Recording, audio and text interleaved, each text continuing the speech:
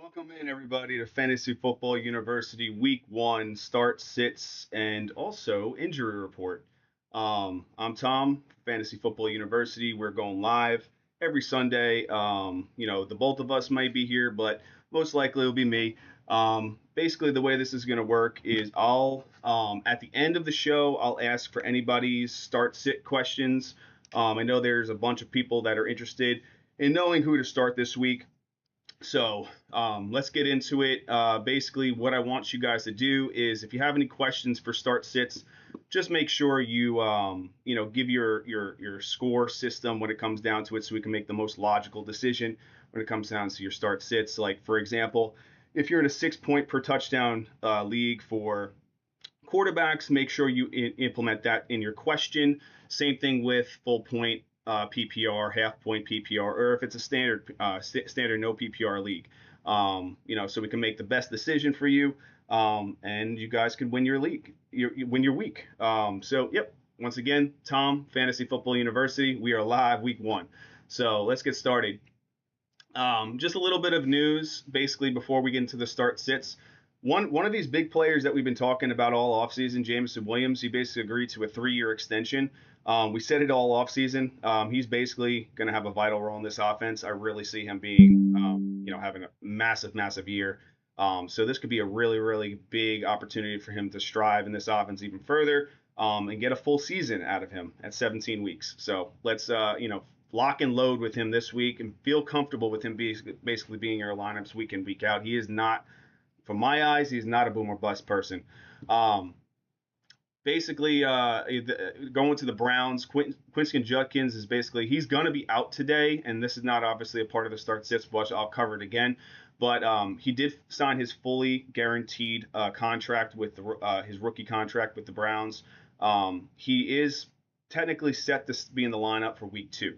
So, that's definitely somebody to keep an eye out on in the future. But Quinton Judkins basically signed his full rookie contract. He will be out today, but he will be in the lineup starting at week 2, they say. Christian McCaffrey, this is big news. He did pop up on our injury report. Very, very nervous, everybody that drafted him. Have him in about 80% of leagues. We feel very, very high on him this year, especially with that schedule. The 49ers have a really, really easy schedule this year. I would recommend basically plug him in this week. Don't be hesitant. The most important thing is obviously having a cut handcuff. I still believe Isaac Guerrero is the handcuff, even though that Brian Robinson was basically traded to the Niners. I think that Isaac Guerrero is still the backup to what he's looking for, what they're looking for out of the running back, pass catching running back, so on and so forth. I think Brian Robinson is going to have a vital role no matter what. Goal line kind of guy, short yardage guy, giving McCaffrey the rest that he needs. But if something happens to McCaffrey throughout the season, Isaac Guerrero, I still believe is going to be the guy. So he is the handcuff in my eyes. So let's go through each and every single game. We're going to see what the start sit, basically what the injuries show this week, and we'll start with basically the Buccaneers and Falcons. I'm just going to refresh this real quick. So Chris Godwin, obviously, he was bound to be out. He's not on the IR, but they're basically, they declared him out. Outside of that, there's nothing much more on that when it comes down to offensive looks. Atlanta, they did declare Darnell Mooney to be out. We anticipated that most likely to be the case, so I'm not anticipating him to be back, till most likely week 3 or 4 potentially. He could be a nice spot start down the road, but just with the situation with Michael Penix, I just think that Darnell Mooney has kind of pushed himself out. He's not really going to be as relevant as he was last year with Kirk Cousins. If something happens in that quarterback room, I highly doubt that. They've already committed to him, but I really feel that Darnell Mooney is not going to have great value unless he finds himself on another team this year. As of right now, Bengals, Browns. Right now, Cincinnati, nothing really heavy when it comes down to their starting lineup. Everybody that's in their starting lineup is starting. It is week 1. We could be talking about another potential opportunity next week where, T. Higgins pops up as questionable next week. Who knows? He's T. Higgins, but Everybody's good on the Cincinnati Bengals side, except for their defense. Nah, their defense is trash, as we all know. On the other side, as we said, Quentin Judkins is basically going to be out this week. But outside of that, everybody else is playing. Again, it is week one, so it should not be a crazy heavy inactive report when it comes down to that. Obviously, you got Joe Flacco starting as quarterback. I think it's going to be a really, really good game there. Guys, remember, there is some weather that's tracking throughout the entire eastern coast. There is some thunderstorms across the United States as well too. I don't really think the thunderstorms are going to be as of an issue, but again, if it's raining, there could be a problem. Obviously, with throwing the ball, people having squeaky hands and fumbling that ball. So just keep an eye out. As we get to the questions for start sits in a couple minutes, I will answer those questions, and we can really bring in the relevances if there is going to be an issue when it comes down to the weather playing a factor. Now let's go to Dolphins. Colts playing at 1 o'clock today. On the Dolphins side, there's two key players that I believe that are basically inactive today. I don't think they're gonna have vital roles in week one. But Darren Waller, obviously they traded away Jonnu Smith in the offseason, and they went and traded for Darren Waller, who we all knew, or we all didn't know he still was signed with the Giants. I guess the Giants still had rights to him. So, Darren Waller was on track to play, and then something popped up early this week, and then now he's out. I anticipate that probably being something that's going to happen throughout the entire season. I'm not sure if anybody was really anticipating to start Darren Waller this week. Another one is Jalen Wright. Obviously we know that Devon Achane has the issue with the injury going on right now. I think this is a really, really great opportunity for Ollie Gordon to pop into people's lineups when it comes down to daily fantasy. It'd be a little risky to put in, put him in this week when it comes down to the start for over the Devon Achane, but again, I would be a little hesitant with throwing Ollie Gordon this week. But Jalen Wright is out. That means that it's pretty much just Ollie Gordon and Devon Achane back there. So I'd be a little hesitant on feeling comfortable with starting Ollie Gordon this week. I want to see what happens. Indianapolis has a decent defense, so just hold off a little bit on that. On the Colts side, there's some defensive players, nothing crazy there. Backup running back, Mr. Goodson, Tyler Goodson is inactive today. So obviously I just fire away Jonathan Taylor all day long, especially against that defense. Let's move on to the next game. We believe that this is going to be a high-scoring game, the Panthers versus the Jaguars. So on the Carolina Panthers side, Jimmy Horn, rookie wide receiver, is out. It showed Jalen Coker was supposed to be out, but it's not really showing anything on here. I'll have to double check that in a little bit. Outside of that, on the Jacksonville Jaguar side, just some defensive players are out. There is actually a cornerback that's out, Mr. Brown, Montrek Brown. There could be an opportunity that we might see some defensive play from Hunter on that side. So we'll see. Let's move on to the next game, the Patriots game. This is one that I'm a little bit more concerned about with the passing game. But again, outside of Brock Bowers, I really don't know if anybody else is really atypically starting, a wide receiver on Las Vegas side.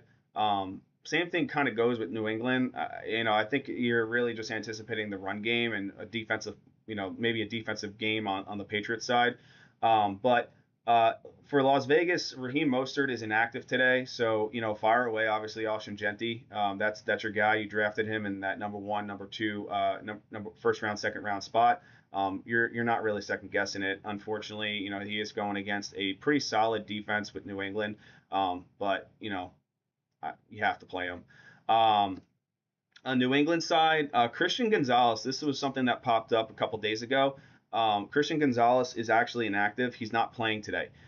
So that is a really good opportunity, I think, honestly, for Brock Bowers to start popping off. He doesn't really atypically, line up all the time on the outside, but I would say he probably would have been covered by Christian Gonzalez, pretty consistently, being that he is the best wide receiver on that offense or pass catcher on that offense. So I'd fire away again Brock Bowers all day long with that. And the thing is, I think this is going to be a low scoring event. I really don't think this will be a high scoring event. So I would really take the defense of the Patriots on this side. We'll see what happens with Geno. Everybody knows I don't love Geno all that much, but let's just see what happens. But again, that's that game right there. Then we're gonna go to Cardinals Saints. This one's in the Dome. It is at the Saints, and on the Arizona side, nothing really crazy when it comes down to the inactives list. You have Zavon Knight is a running back, but he's the third or fourth string, so you're obviously firing away your Connor and your Benson. If you feel like you really want that upside with Benson, we all know Benson has tremendous upside. On the New Orleans Saints side, Trey Palmer is out, wide receiver, and then you got some defensive players that are really not popping out there. Chase Young is actually technically inactive, so that could be a really good opportunity for the run game to really connect with Arizona a little bit more, just kind of like wind that clock down. We all feel that Cardinals are winning this game, and I feel like Saints fans feel the same way too. Let's move on to the Jets Steelers. Our buddy Mr. Billy is at this game. He's right now tailgating, and he feels like, again, this is going to be an under the over-under projection. He feels that this is an 11-2 game or 11-8, whatever he said. I really think that, obviously both quarterbacks playing for each team last year, swapping sides, they, again, these two defenses are really good on paper. A new coaching system with the Jets, obviously a defensive minded coach. We'll see what happens, but I really think, when it comes down to it, there's not much to really worry about when it comes down to the star players. The only player that I'm a little worried about when it comes down, he's not on the injury report, obviously, but the only player that I'm a little worried about is Garrett Wilson. I want to see, he's basically going against some really good corners for Pittsburgh. So, not saying that Garrett Wilson can't do it, but I would potentially hold off on him this week. Personally, I am not starting him in one of my leagues this week. I'm going Chris Olave in that game. I think there's more upside with Chris Olave in the Dome. No weather issue potentially, and not only that, but I just think that there's more. He's going to get more hyper targets. That's going to be the system. They're going to be playing from behind a lot. But going back to the Jets game, no really key injuries on both sides. The only one is Alan Lazard is basically inactive this week, but we weren't really anticipating Alan Lazard to have a huge game. Mason Taylor, keep your eyes on him. He could be a really nice opportunity to pick up next week. He is vastly under-owned, so definitely keep an eye on that one. All right, we're going to my G-Men versus our Washington Commanders. Jameis Winston is actually inactive. He technically was pushed down to the third quarterback. So that's, I was a little surprised when he was pushed down to the third quarterback. I thought that would happen later in the season, but again, the hype is on Jackson Dart basically to, take the helm later in the season potentially. I feel bad for Mr. Russell Wilson, but it is what it is. He's a vet, passing the mantle to the young guy. On the Washington side of the ball, this one really surprised me a couple minutes ago. Chris Rodriguez was declared as an healthy inactive. That was a little surprising to me, especially what they have going on in the backfield. But this makes me feel really good about Debo this week. I think he's going to have a lot of opportunity in the backfield. So he's going to have a lot more touches. And you're going to see a lot more consistency in the pass game with him as well too. They're going to need him to basically get active in that backfield and be a scat back kind of guy. I don't think he's going to have the heaviest role when it comes down to the running back. I think it's going to be a split opportunity with Eckler and our new boy over there, JCM. He's going to have a decent game. But I think obviously the Giants defense is going to be stout. Their front eight is super, super good. So I'd be a little cautious with that one. As we get into the later games, the 4:05 game, Titans Broncos. On Tennessee side, again, this is early. On Tennessee side, there's not anybody that's inactive as of right now. So just keep an eye out if anything does pop up. I don't think anything big is going to flare in these games right here. Only one that we were really concerned about was the Christian McCaffrey, and that was declared that he's going to play today in the next game, next slated game that we're going to talk about. But on the Broncos side, just a couple defensive players. Dre Greenlaw is actually inactive today, so that was a big pickup that they grabbed last, in the off season. So that is one that I'd be a little, but again, they may just be resting them this week because again they are going against the Tennessee Titans. They are anticipated to win this game. So I'm sorry for the Tennessee fans, but it just is what it is. 4:05 again, 49ers Seahawks. Again, like I said, nobody's inactive on San Francisco as of right now. The Seahawks, Jake Bobo, he is like the third, fourth wide receiver on that offense. He is technically inactive this week. And then outside of that, really not much. Going on the Lions Packers, you got the fourth string running back for the Lions out. I don't anticipate him having to get to that level. So that's really all you got there. On the Green Bay side of it, nobody is at right now declared inactive. Then we're going to move on to the 4:25 Houston LA Rams game. Nobody on LA is basically inactive as of right now, but Christian Kirk is inactive on the Houston Texans side. So I really think rookie wide receiver Higgins is bound to have a decent game today. I think he's a nice stash, especially if Christian Kirk. He's been in and out of injuries throughout his career. They did trade for him this offseason. He was scheduled to be the number 2 wide receiver. But again, him being out opens a door for younger players to really step up. Another play on that offense that's out this week is Braxton Berrios. We all know that Braxton Berrios is a good opportunity for him to step in as kind of like a slot receiver, but I don't anticipate him to do much in this offense this year. Moving on to the next game, there's actually one that popped up. Is basically we're talking about Sunday Night Football now, Baltimore and the Buffalo Bills. In Buffalo, it's clear skies right now, but we'll see later tonight. Tyler Bass has been declared out inactive. That obviously is a really big thing when it comes down to fantasy perspective. I think if they do have a backup kicker, but if they're not as confident as they are with Tyler Bass on those short yardage plays, I really think they'll probably go for it on 4th down. And they have a great, the MVP in Josh Allen basically running the ball and creating a trick play or something like that could get that 1st down, get more points, higher points on the board when it comes down to the scoring. So Tyler Bass is out, so I think there is some fantasy relevance there. Focus on that offense. I would, the running aspect of it is a big thing, but then the short yardage pass catchers are another thing. So, Dalton Kincaid could be a nice little spot start this week. Then you got on the Baltimore side, Isaiah Likely, as we all know, he's really probably not going to be back until week 6, 7, most likely with that injury. So that was anticipated. And then Monday Night Football, as of right now, again, it is early for this one, but inactives on that side, nothing much for the Minnesota Vikings. You have a defensive player, and then you have a 4th string wide receiver that's out as of right now. On the Chicago side, everybody's healthy as of right now. So that's all we got with that.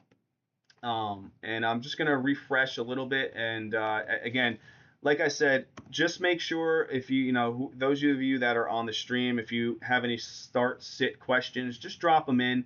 I do have a couple that were dropped in from other platforms, so I will be covering those. But again, remember just to put in your point system. So if you're asking for a start-sit for quarterback, make sure you let us know that it is a 6 point per touchdown or 4 point per touchdown for passing.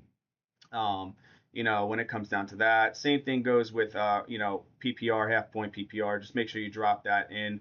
But yeah, so we're gonna it's not looking like there's much more to go there. So I'm gonna get into the start sit questions.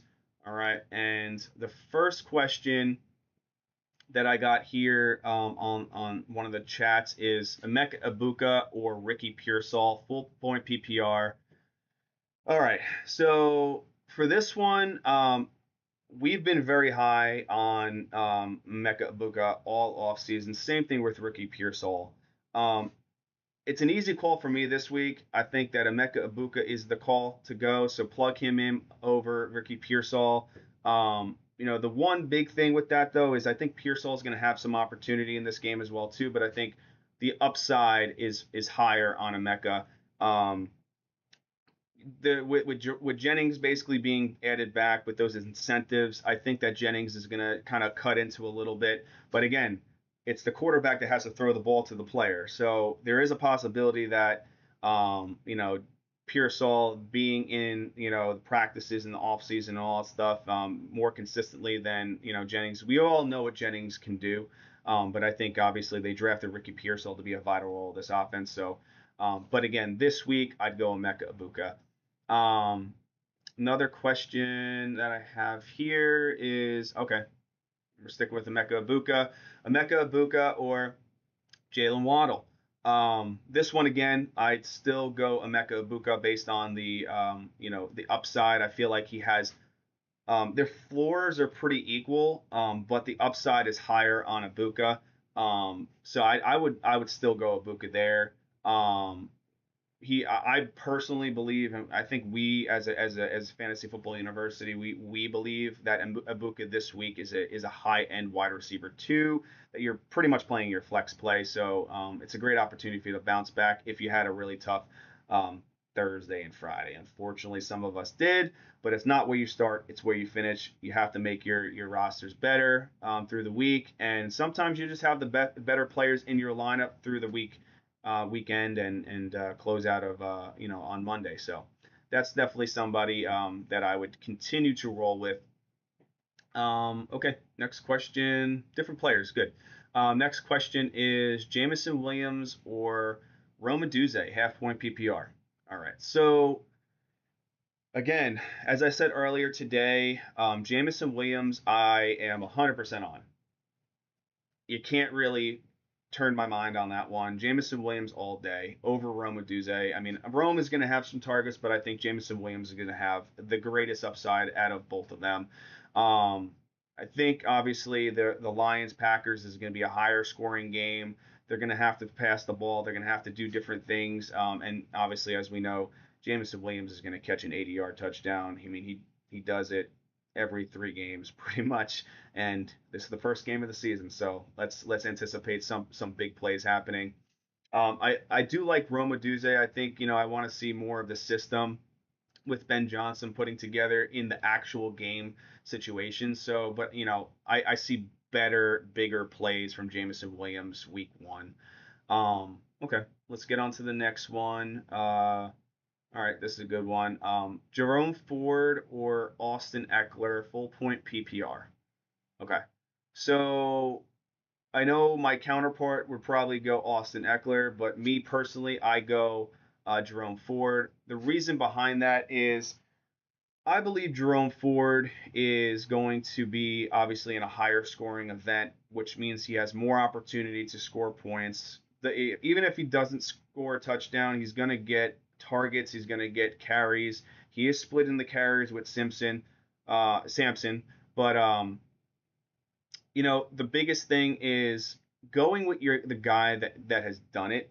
And obviously Austin Eckler has done it, but he hasn't done it in the system as consistently as Jerome Ford has done it in the system with the Browns. So personally, I would go Jerome Ford. I know Billy probably would lean Eckler because of the situation when it comes down to the pass catching opportunities, the rushing opportunities, also that Rodriguez is now out, so potentially he could be the goal line guy. But again, going against the Giants defense, I think the Giants have a really good defense to stop that run. So personally, this week I would go Jerome Ford.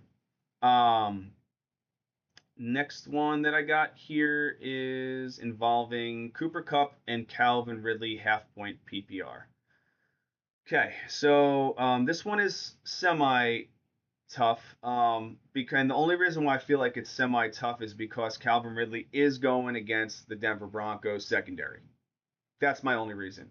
If he wasn't going against the Denver Broncos secondary, I'd probably immediately go Calvin Ridley. There's no question. Cup is, you know, Cup basically is in a new system. They're going to utilize him more consistently. I think, him being a vet wide receiver, he's going to take some targets away from JSN. In this situation here, going against the 49ers, personally, I think, if you were talking about this yesterday, I would have thought Ridley had more upside. But I'm going to go Cooper Cup this week. It's tough for me to say, but Cooper Cup, I believe, has more upside in this game than Calvin Ridley does. Now that could backfire. One big play can really, justify how the week ends when it comes down to fantasy points.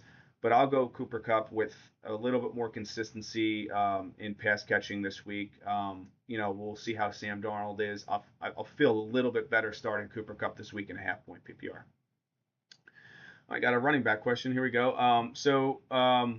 David Montgomery or Aaron Jones, standard? Oh, standard, no PPR. Okay. Well, this one's easy for me. If it's standard, no PPR, it's David Montgomery.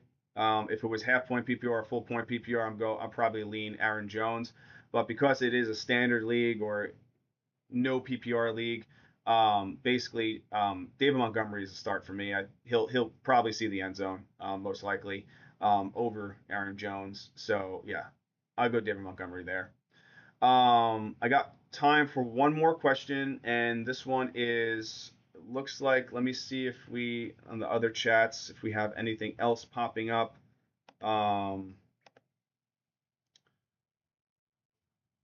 Yep. So on this chat right here, I got Kyren Williams or Jerome Ford. I mean, I go Kyren Williams all day long. 100%. There's no reason for me not to go Kyren Williams over Jerome Ford. Um, Actually, yeah, there a couple more popped in. I had to have a couple more minutes I could discuss. Um, Pick for flex. This one right here is Breece Hall, Matthew Golden, or Jacoby Myers. Whew, that's a tough one. Is that a half point PPR or full point PPR?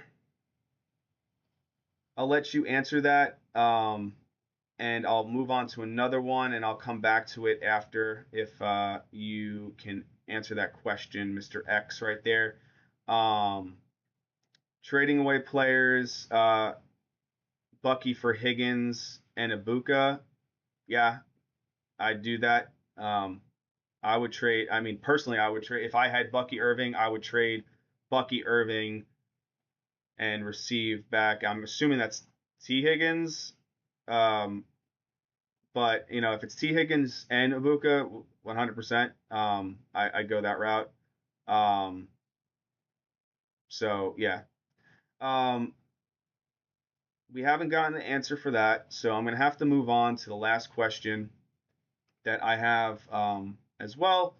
And all right, so Calvin Ridley or Cedric Tillman, full floor PPR. Yeah, this one I'm going Cedric Tillman all day long. I think this is gonna be a high scoring event. There's no defense playing. It's gonna be a great opportunity for Cedric Tillman. That most likely also is a waiver wire, or you could just add him on your roster right now and plug him into your flex play. If it makes sense. Um, that is somebody that I would potentially play over Calvin Ridley this week, especially because of what's going on, who they're playing and whatnot. Denver, there's scattered thunderstorms. I don't think that's really going to do much justice to the game setting, in all reality. But yeah, all right. I guess just one more question, and I'm going to take this one right here. Do I start DJ Moore or JSN? DJ Moore all day. DJ Moore all day. All right. So I appreciate everybody that joined the live stream.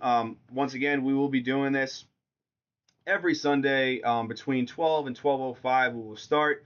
We'll go over basically start sits. I'll ask and answer your questions. We'll also jump in and we'll go actives and actives. We'll talk about those opportunities. Yeah, appreciate everybody that's still in the stream. Please, if you can subscribe to our channel on YouTube. We're on all different podcasts.